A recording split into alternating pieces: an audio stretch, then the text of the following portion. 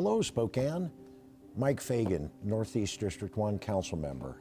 Hope everybody's doing well tonight. Just wanted to give you a quick reporting on what your Spokane City Council did on the evening of the 20th of May.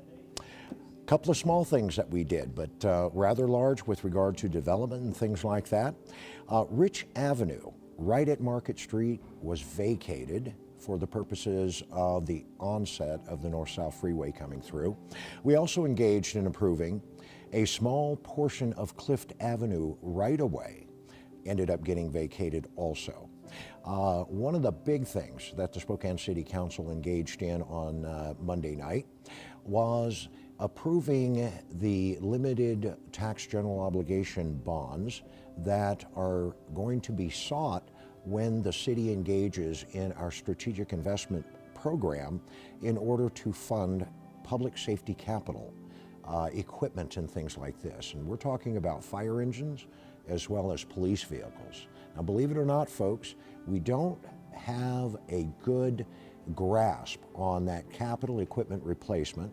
And one of the ways that we have been gaining new fire apparatus, equipment for our firemen, as well as police vehicles and equipment for our police officers, is to set aside the 1% property tax increase that the city receives every year.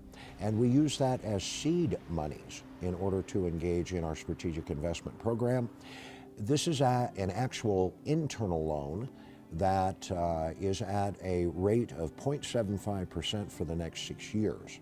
This allows the police department, who would normally set aside a much smaller amount of money, to utilize that set aside in order to pay back the loan, as well as the fire department over the next 6 years. And then the final thing that your Spokane City Council did on Monday night was acted in a quasi-judicial fashion when we approved the agreement that was struck between Greenstone and the city with regard to the Greenstone development that's going up there on South Crestline between 31st and 37th Avenue. And that is what your Spokane City Council engaged in on Monday, the 20th of May. And folks, before I let you go, be advised, there is no City Council meeting next week, but we will resume that council activity on June 3rd. We'll see you then.